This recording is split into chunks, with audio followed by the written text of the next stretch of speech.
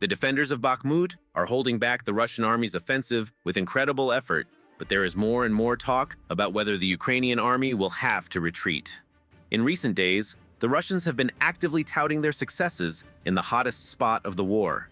They have indeed managed to make some progress in the north of the city. They are threatening the garrison's last supply routes. On the other hand, the Ukrainian leadership and the armed forces have not yet given any orders to retreat, and the defense ministry says they are sending reinforcements. Yuri Sirotyuk, a former member of the Verkhovna Rada from Svoboda and now a grenade launcher soldier with the 5th Separate Assault Brigade of the Ukrainian Armed Forces, told BBC News Ukraine about the situation with the city's defense from his position in Bakhmut. There are supplies. We cannot say that the city is surrounded, BBC. How is the situation? Has it worsened or improved over the past few days? The Russians are advancing from the north. There are many comments about possible encirclement. Yuri Sirotyuk. I'm a grenade launcher soldier, and I see the front through the sights of my grenade launcher in the area where I am. Here, I don't always know what is happening on the flanks or in the neighboring street, not to mention the whole city. Our brigade occupies the southern section of the Bakhmut front line, the so-called airplane location, at the entrance from the village of Ivanivska, where the enemy tried to cut the Kostiantinivka-Bakhmut road.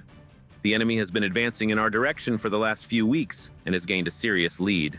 The last time, the day before yesterday, the conversation was recorded on the evening from the 1st of March, there was a serious disco all day, artillery shelling, and an infantry attack that was stalled. Then there was another artillery attack. Now the situation in our area is stabilized. That is, the southern flank of Bakhmut is relatively calm, with constant shelling and attacks, but we are holding our ground.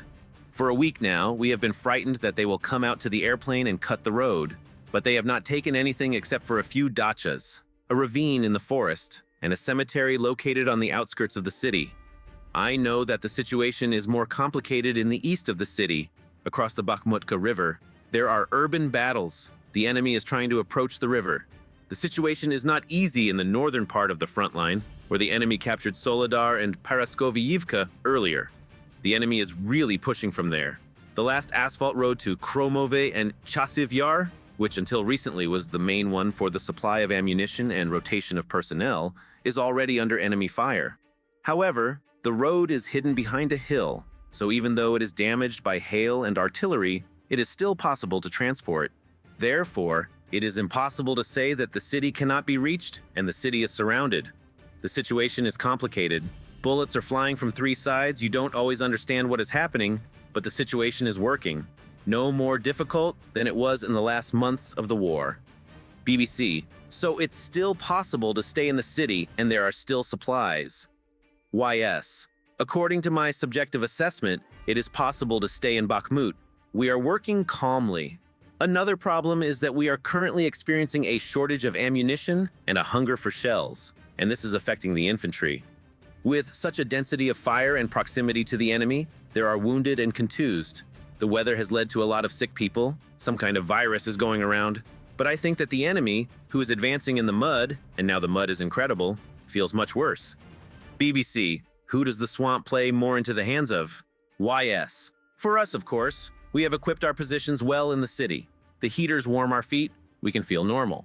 And the enemy runs and falls into the swamp. If half of our people have a fever and cough, I can only imagine what's going on there. Here, we still have the opportunity to move on asphalt. There are basements. It is much harder for the enemy. That's why my impression from my area of the front line and from the recent visit of the commander of the Sursky group of troops is that no one is going to withdraw. And there is no point in surrendering. We are sitting in a city on our section of the front, and the enemy is sitting in the field. It's hard for me to say what is happening in the north and east. Small arms fire is constant. We are experiencing a shortage of ammunition. BBC, you are talking about the shortage of ammunition. Is it because of the cutting of the last asphalt road through Kromove? YS. No, it has nothing to do with the roads. The transportation is normal. We drive safely, but in such a way that the enemy does not see us. At dusk, the transportation is good, even to the point where we get hot food. The wounded are being taken out and rotated. Because it is difficult to stay without rotations, soldiers are taken to the nearest villages to wash, at least. But there is a general lack of ammunition, which has been felt for several months. we work with the American Mk-19 automatic grenade launcher, which is an analog of the Soviet AGS, but more powerful. While, in the summer, during the battles for Mayorsk, we fired an average of 300 grenades a day. Now we can fire 30 a day.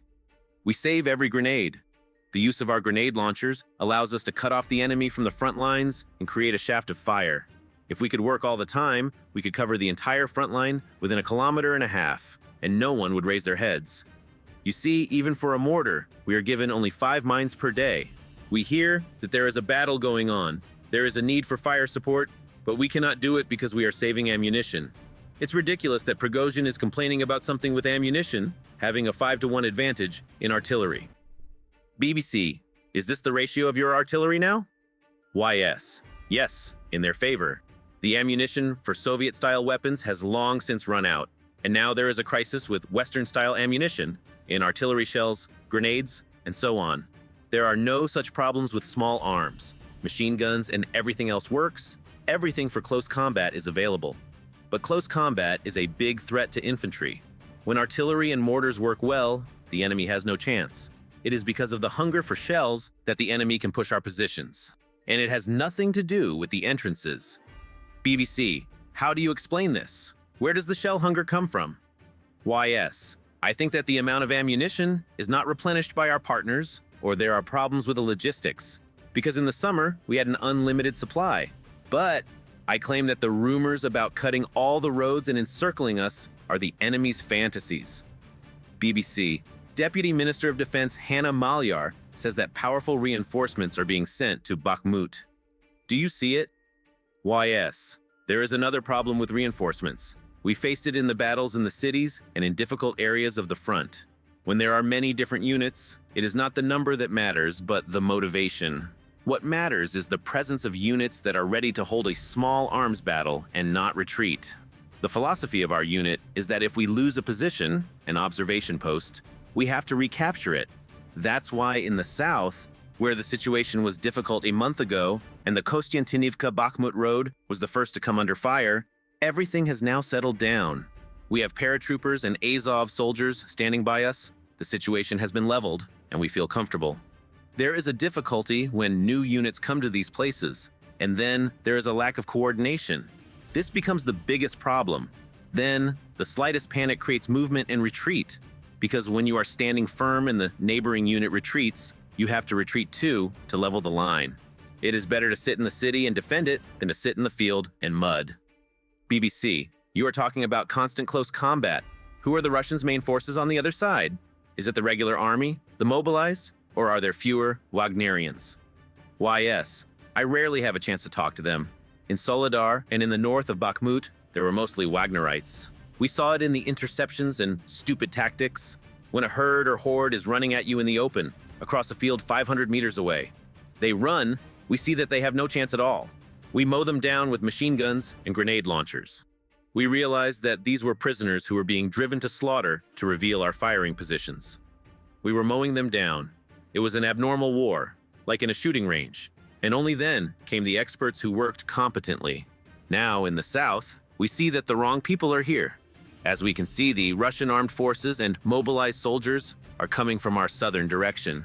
The problems of the newly mobilized are the same for them and for us. Soldiers who have not been under fire for the first couple of months are not very combat ready. It is rare that a person without experience can prove himself. You need to make it like a job. If at first I was afraid when the first mine came, now, well, a mine has arrived. You're already thinking about how to kill the enemy. That's why the Russians will have more problems as the number of mobilized people increases. But it is the same for us.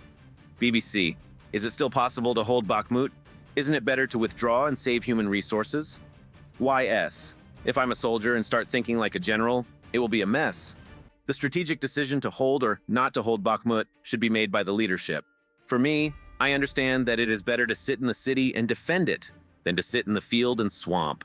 The Russians need a propaganda effect. If they take the city, it will increase their appetite. So I would not give them such a gift, because every Ukrainian village they take is a gift for them. On the other hand, Bakhmut is located in a lowland. It is not the best for defense. Fortress Bakhmut is a metaphysical comparison. There is no elevation, the dominant heights are behind the town on our side. A second serious line of defense with concrete pillboxes has been prepared there. I don't know how the Russians will move on. It will be difficult. So there are two positions here, and the decision is up to the leadership. But for now, we can hold on. We have ammunition and manpower. We can hold Bakhmut. I don't see any problems. I would even hold Bakhmut because Putin has a maniacal idea to take it. He is just foolishly destroying manpower that he can use somewhere else. Instead of marching on Kiev, Kharkiv, or Sumy, he is ungodly destroying his offensive potential with the misfortune of Bakhmut. This is the function of the city in this regard. Of course, we are concerned about the northern flank, the road to Kromove. Because yes, it is still passable, and we use it. But if they get close and start shooting at us, there will be problems. But now my feeling as a soldier is that we can hold Bakhmut for now, and we don't need to give any gifts to Putin. Moreover, if we are going to counterattack in Donbass later, Bakhmut is a very good place for a counteroffensive. 30 kilometers ahead is Debaltseve, a key point of communication between Donetsk and Luhansk. From here, we can quickly cut the enemy's group. From here, you can go to Lysychansk, and to the right, you can threaten Horlivka. Therefore, if there is an idea to counterattack, I would hold Bakhmut. We also need to understand that holding the city and retaking it mean different levels of losses. If we make a tactical decision to retreat from Bakhmut and take up prepared positions on the dominant heights behind Bakhmut, we will be able to destroy the enemy like in billiards. We would sit on the hills and destroy them. But if we want to recapture Bakhmut later, we will suffer heavy casualties. Therefore, if the Ukrainian armed forces are planning to take back Donbass, they cannot surrender the cities, as they will be very difficult to retake. Russians are losing 3 times more than we are BBC. What are your impressions now? How do the losses of the Ukrainian armed forces and the Russians compare? YS. The Russians have many times more. We had cases when we lost small observation posts. On our side, there were 7 people with wounded and prisoners, and on their side, there were 20 corpses. The losses were about 3-1. If there had been no shelling, our losses would have been even less. If the artillery and mortars do not work, the infantry suffers. BBC. Is it possible that they are saving for the offensive? YS. We need to save people for the offensive. War is won not by leopards, but by motivated people. The main task is to keep the army highly motivated and the society supportive. In Ukraine, we have the latter. We have the support of society, but there is another thing, maintaining the combat capability of the army. If our leadership makes decisions like the Russians, saving tanks and artillery and throwing manpower into battle, such an army will not fight for long. We have more equipment. We used to fight only in pickup trucks, and now the number of foreign equipment has increased significantly, but there are few bullets for it. In Bakhmut, I finally worked from a foreign armored vehicle. A grenade launcher is mounted on the turret. You drive safely to the position, shoot, and return safely. But it's useless without shells. I don't want to think that someone is risking my life to save up for a counteroffensive. I think the situation is such that the main supplies will come later, and we have used more than planned.